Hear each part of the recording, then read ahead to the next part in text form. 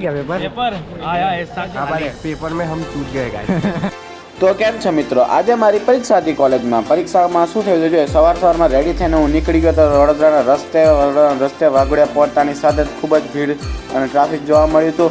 ત્યારબાદ તરત આપણને પારોલની બસ જોવા મળી અને પારોલના ગેટ સામે આવતાની સાથે જ ખૂબ જ વધારાનું ટ્રાફિક જોવા મળ્યું અને પારોલનો ગેટ વટ્યા તેની થોડી જ વારમાં આપણે પારોલના પાર્કિંગમાં પહોંચી ગયા. પાર્કિંગમાં પહોંચતાની સાથે જ મેં કોલેજના કેમ્પસમાં જવાનું ચાલુ કરી નાખ્યું. કોલેજનું કેમ્પસ મારું કંઈક આવું હતું જે તમે જોઈ શકો છો. કોલેજના કેમ્પસમાં મારો ગેટ છે, મેઇન ગેટમાં અંદર એન્ટ્રી લઈને સીધા અમે નીકળી ગયા હતા હોલમાં જઈને થોડી વાર મિત્રોને મળ્યો. મિત્રો મારા મળી ગયા હતા.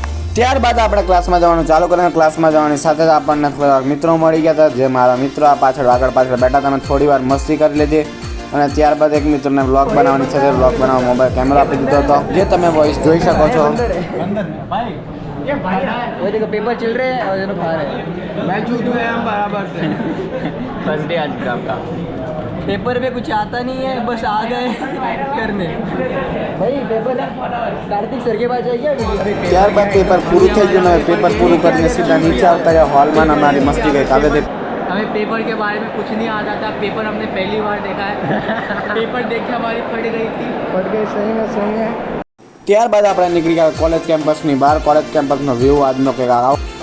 ત્યારબાદ અમે કોલેજનો વ્યૂ એન્જોય કરતાં મારા મિત્રોને મળવા ગયા હતા. મારા મિત્રો થોડા હાઈ હાલો કરી દીધું હતું જે તમે જોઈ શકો છો, જે પરીક્ષાનું રિઝલ્ટ પણ દેખાડતા હતા. ત્યારબાદ અમે ઘરે જવા માટે પણ નીકળી ગયા હતા. ઘરે જવા રસ્તામાંનો નજારો કંઈક આવો હતો. જમવાનું લઈ લીધું હતું. ત્યારબાદ મારા મિત્રનો રસ અમે ઘરે પહોંચીને સીધો F1માં તેની ગર્લફ્રેન્ડ સાથે લાગી પડ્યો હતો. સાંજનો નજારો કંઈક આવો હતો. ત્યારબાદ અમે રાત્રે પાછા ફરવા નીકળી ગયા. ફરવા નીકળતા ત્યારે દુકાને પહોંચી ગયા. દુકાને પહોંચીને મેં 2 પડીકાનો ઓર્ડર આપી દીધો હતો.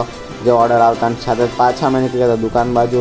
દુકાનેથી સીધા રેલવે સ્ટેશન બાજુ નીકળી ગયા. રેલવે સ્ટેશને પહોંચીને થોડીક વાર એન્જોય કરી દીધું.